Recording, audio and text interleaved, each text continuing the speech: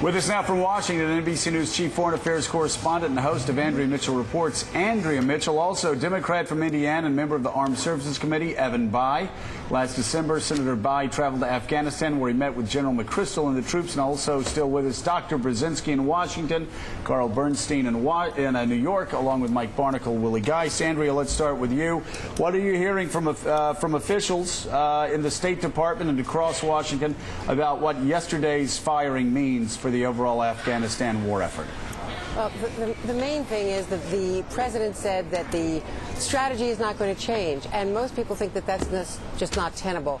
Petraeus has certainly sent signals in his testimony last week that July 2011 deadline is not a hard and fast deadline, and that was his position going in. Well, Andrea, that's an overall problem here. We're talking about a clash of cultures. The military says if we're going to do counterinsurgency, it's going to take a decade. This president knows that most Americans are growing impatient. He wants to bring the troops home sooner. I mean, you can replace McChrystal with Petraeus, but it's the same attitude. I think that is the real conflict. And what you're hearing from other officials, from the Pakistanis, for instance, they're delighted because they think that it means that the U.S. is committed, that Petraeus has sent them signals all along that there is no hard and fast deadline. That said, clearly they're going to have to confront this. And this is not a policy that can sustain itself. And I think that is the larger question here. When is the president going to realize that? And is Petraeus in it for just a year when he gets bumped up to chairman of the Joint Chiefs, which he has long wanted, and then he leaves and it'll be someone else's problem to unwind this mess? Senator Evan Bayh, America has been locked down in Afghanistan for 10 years, spending billions of dollars. Americans continue to die there. Last month, a record month for NATO forces dying in that war. And we have generals running our military that want us to stay there for another decade. Do your constituents in Indiana believe Afghanistan is worth 20 years of fighting and dying? Well, we're not going to be there for another 10 years. The generals want us there for another 10 years, Senator, and that's the problem.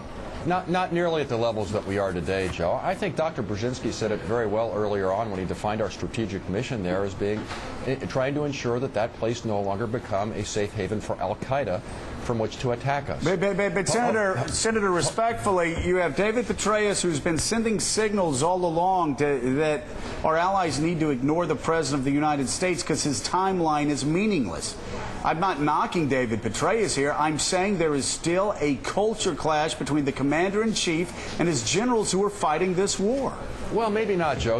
I have a tremendous sense of what Yogi Berra once said, deja vu all over again. It reminds me of the debates we had about Iraq. You know, is there a hard deadline? Is there not a hard deadline?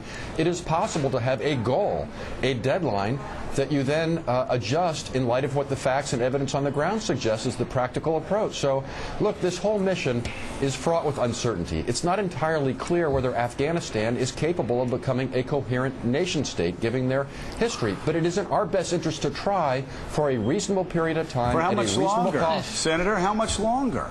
Well, they're going to reevaluate it in July, assess the facts, and then make that determination. If things are going well, then longer. If things don't go so well, then you have to adjust your strategy accordingly. Dr. Brzezinski, will you explain to us the differences between, and obviously Senator Bayh knows this very well, but could you explain to viewers at home the differences between Iraq and Afghanistan? Well, I think the fundamental difference is that there was every good reason for us to go into Afghanistan, because we were attacked from Afghanistan, even though not by Afghanistan. There was no fundamental good reason for going into Iraq, and it became a terrific diversion. Now we have a problem in Afghanistan that is a residual problem, namely, is Al-Qaeda likely to reestablish a threatening base in Afghanistan from which it can launch attacks on us? I think our objective has to be to prevent that. And we can best achieve that objective by creating a situation in which the Afghans themselves enforce a judgment that it is not in their interest to have Al-Qaeda on their soil.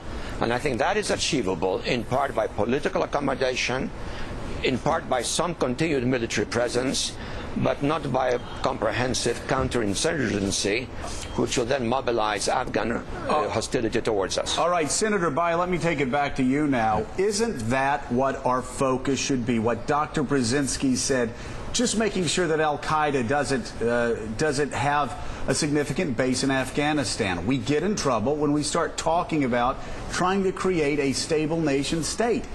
That is not possible in Afghanistan, is it?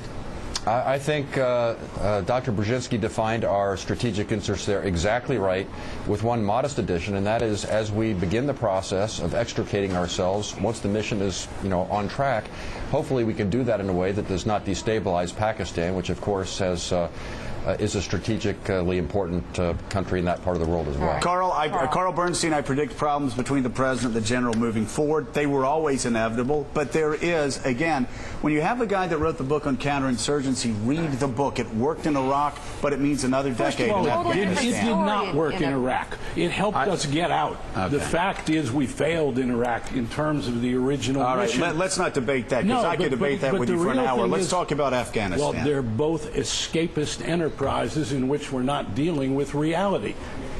Okay, Mike? Mike? Don't look now, people, but unfortunately for the troops on the ground in Afghanistan, this country has no investment in the war in Afghanistan. Zero. And that's a problem, Andrea. We don't have the investment there.